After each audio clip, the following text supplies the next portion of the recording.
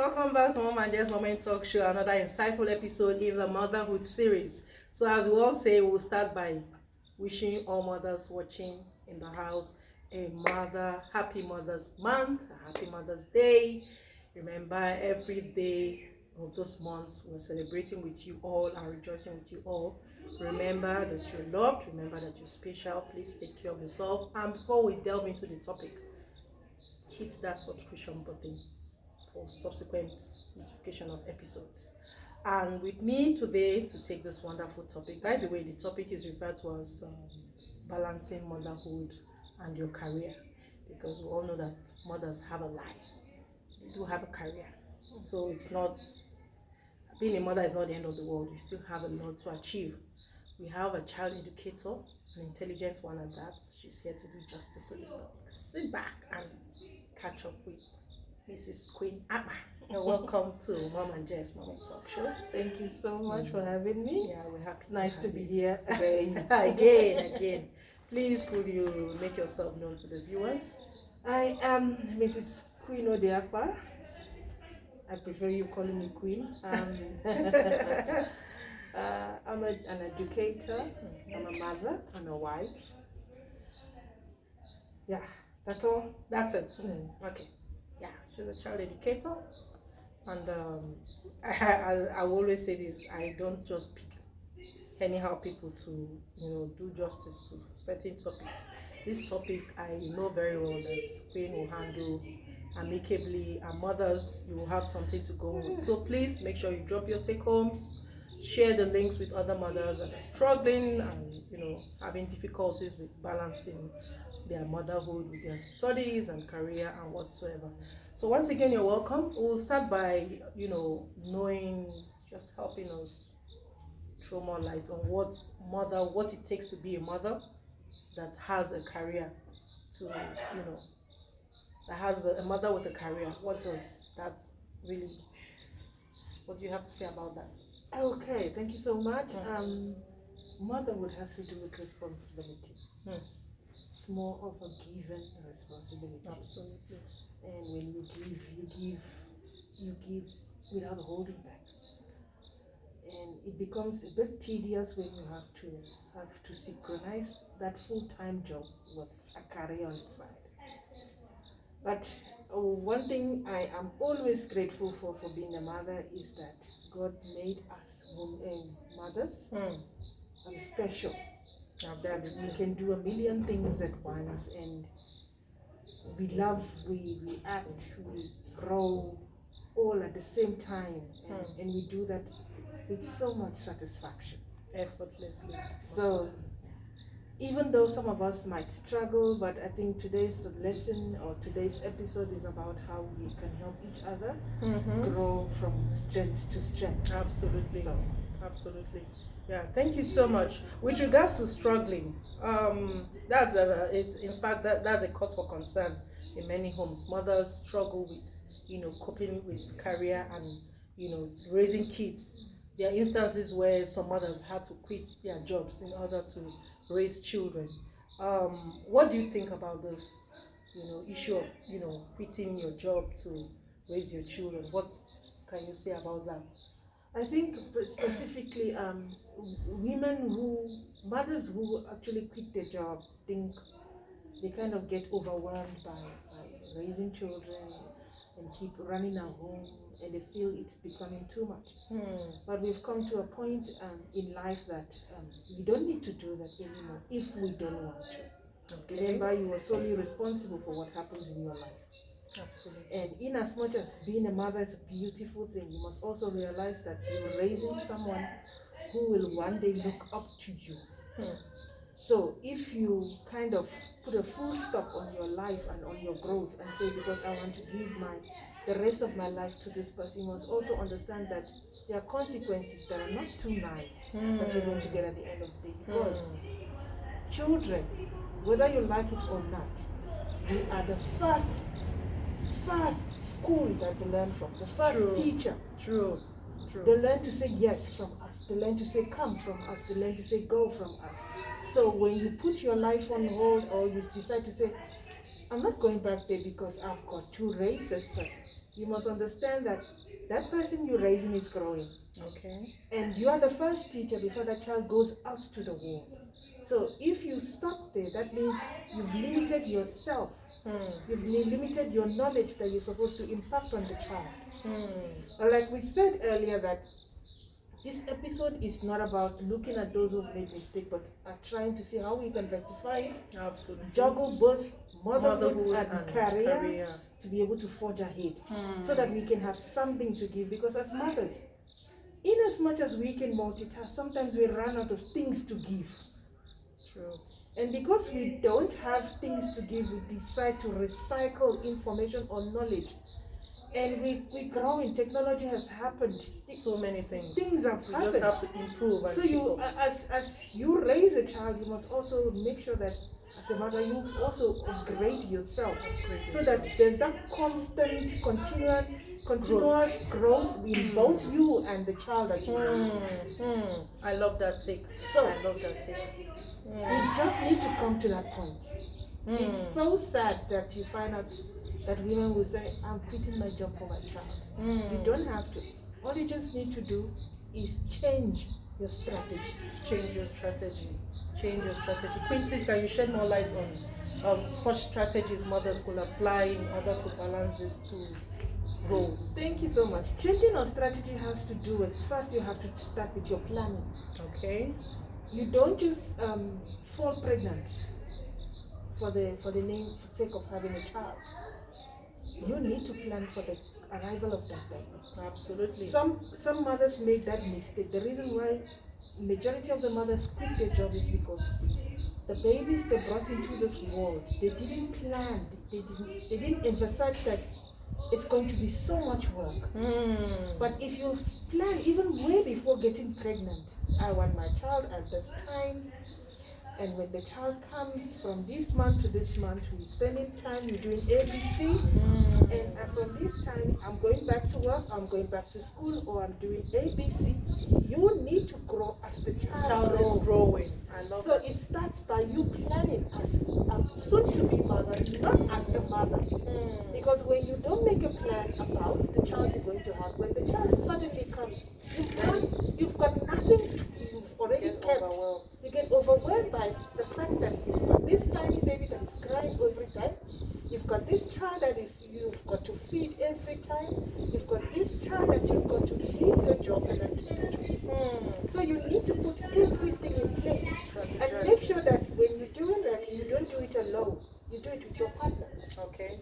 So both of you need to come to the table to say, okay, if we want a baby, what type of what scenario how do we raise this child together? Everybody needs to come to the party. Unfortunately, we live in a world where you have single mothers. Yeah, I just wanted you to say a little about that too, because we can't ignore the fact that we have single mothers. So, unfortunately, we've got single mothers, so many single mothers. At the same time, before you decide on that journey of having a baby, you as a mother, you need to make a plan. Plan in terms of your time that you're going to spend with the child. What kind of hospital do you want to give birth in? If this child comes up, where is this child going to stay? How long will I have to spend with this child? Those tiny details are very important. So to some people it sounds like you're just too much, but it does matter. If you do not plan that, you find out that at the end of the day you have this child, you say, how do I have to give up my studies because of this child? Now when you get to that point, you say, okay, this child is supposed to spend 3 months. In 3 months, I'm supposed to work from home. If you're studying, you know you're studying from home. And every day you spend with this child, you've got a routine. That child needs to be taught to be synchronized into that routine. So that in that time, I remember when I had my first child, my mom used to say, when you bath the child and the child is sleeping, that's when you should be doing something. Proactive planning. So you need to be able to make sure that there's no time that is wasted. If you have a nanny, yes, because a lot of people get away with nannies. But it has a very, very uneasy repercussion. because now the nanny tends to know your child better than you. Which is another angle we have to look at. Which becomes a problem. So you as a parent, you need to say, okay, I'm going to be with the child from this time to this time. And if I'm not with the child from this time to this time, I need to make up time from there. So it has to do with you drawing or bring out a spreadsheet. You don't just do a spreadsheet when you're spending money. You also do a spreadsheet on raising your child. Children, yeah. And I think one has to be intentional about it. So you need to. It's a conscious effort.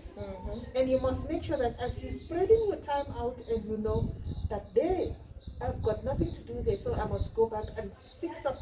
If I have left something behind, I need to fix it up from there. So it has to do with you as a person that will definitely make a conscious effort to say, I want to do this. And if I want to do this, how do I do this?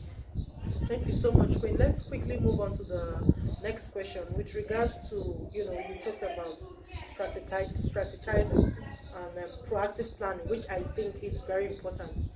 There's never been a time where proactive planning has failed any matter. When you plan with proactively, it helps you to deal with any struggle. So let's also look into the aspects of, you mentioned the issue of nannies, because this is another issue that I think we need to address for mothers, especially where children feel neglected by their mom. There's this maternal biasness that children get, and they tend to get that more closer relationship with the nannies. I can remember there was a certain period where I was really overwhelmed with work. When I come back, I just do not want to be with the children. I want to rest, and then I realized that my kids had bonded so much with my nanny. I almost felt like I had lost my kid. You have to take my nanny to leave to regain that relationship with my children. So with my experience, I just want you to shed more light with regards to how do mothers deal with this guilt of neglect from the children, and how could they overcome and try to create that proper relationship regardless of their career, their jobs, and whatsoever. Thank you so much, Ella. The issue here is that there's no one that works from morning to night. From morning to night. There's no one. If you come back from work and you're tired, tiredness is a mindset. It's a conscious thing. Now, if you spend time, if you go to work, which is not a bad thing, you need to raise money to raise a child. You have raised money to be able to raise a child. Now, you need to go back to the drawing board. Let's say you've made a mistake. It's okay to make a mistake. Go back to the drawing board. Where did I get it wrong? Okay, my work starts from this time and ends at that time. And I've got from this time to this time to be able to raise the child. If it needs you to change, as I said, I love the way God made us. We can multitask. Multifunctional.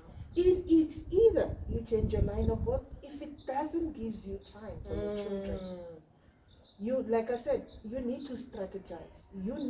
If the plan is not working, the one you're using at this moment is not working, don't change the goal, change the plan. Don't change the goal, change the plan. If your goal is to be able to spend time with your child, go back to your drawing board. What is that time? What is that thing that is stealing your time away from you? Go to that point where there is a problem, fix it, and you'll be able to rectify the problem. Thank you so much. Thank you so much. Thank you, Queen. Viewers, I do hope you're getting something from here. Let's look at another aspect. Having been a first-time mom, that's interesting because I know there might be first-time mothers watching this. You will definitely have a struggle with, when your maternity leave is over, you need to get back to work.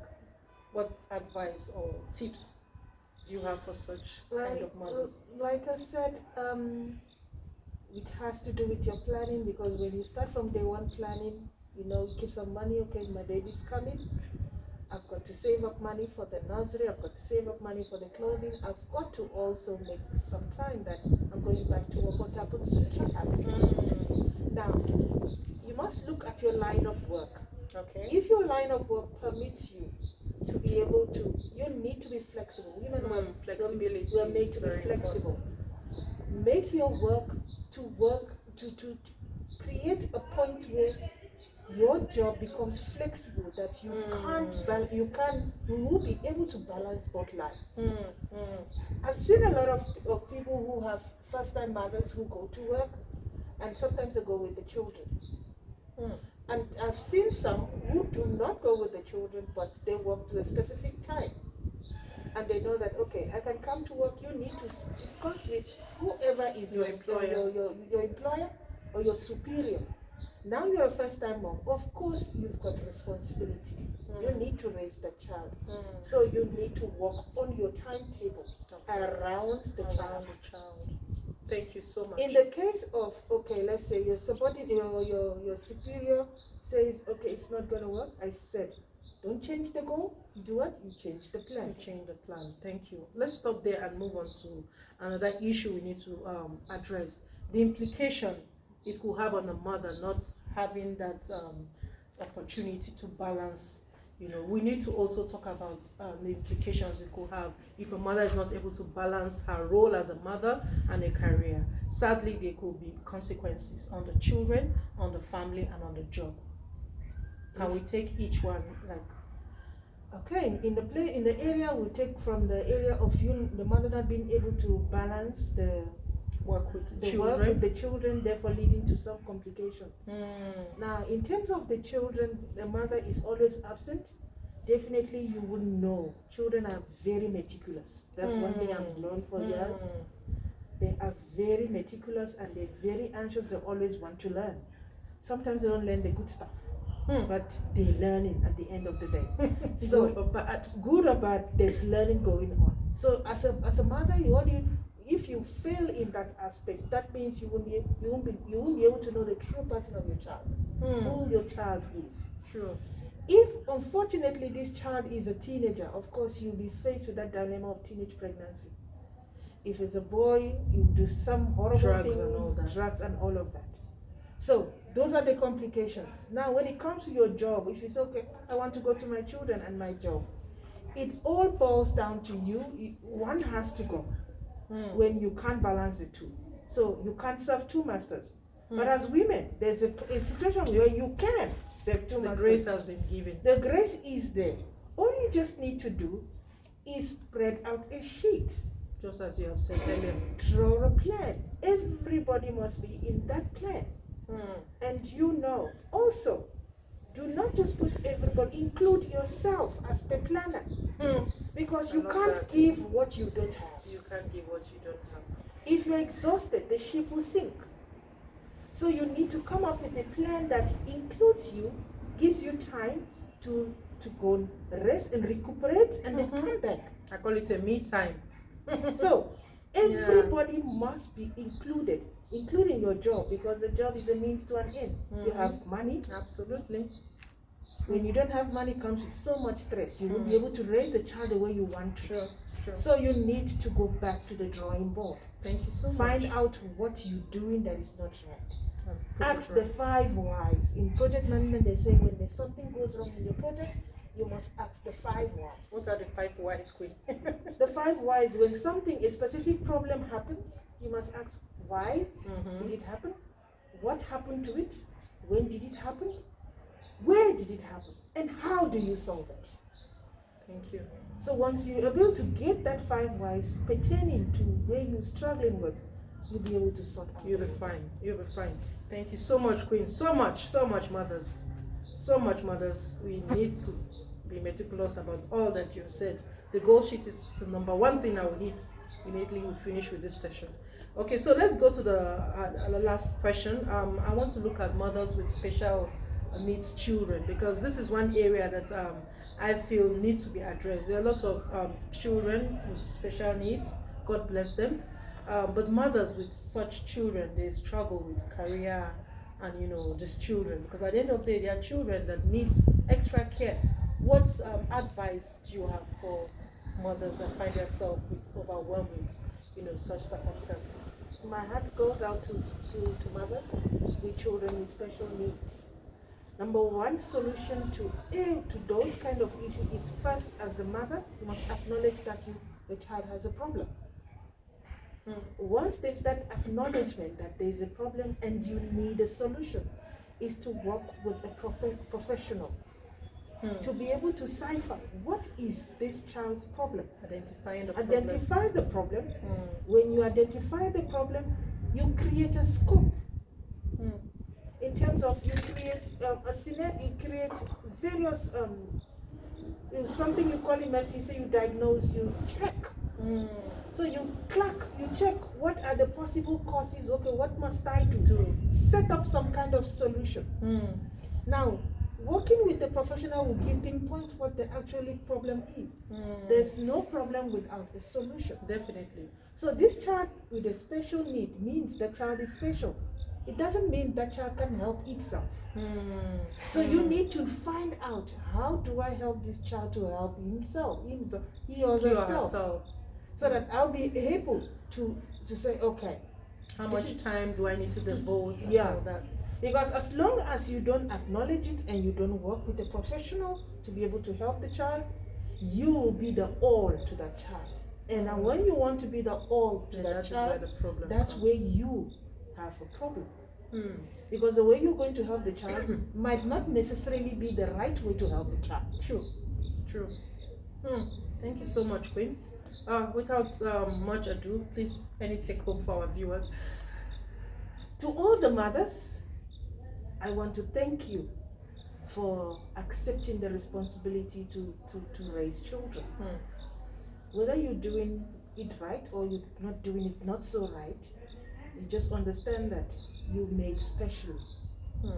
And you can do it as long as you can make up your time, learn from your mistake, identify your mistakes, and find out ways that you can correct those mistakes and move on. Every mother deserves that chance. So if you say, I've made a mistake, and you continue to dwell on that mistake, then you're not ready for the solution to come through. So find out if you have any, where you have the problem, and solve it. And those who do not have the problem, kudos to you. You still need to improve more, because there's more you can give. There's more you can give. Without much ado, let's call it a day. See you next episode. Bye.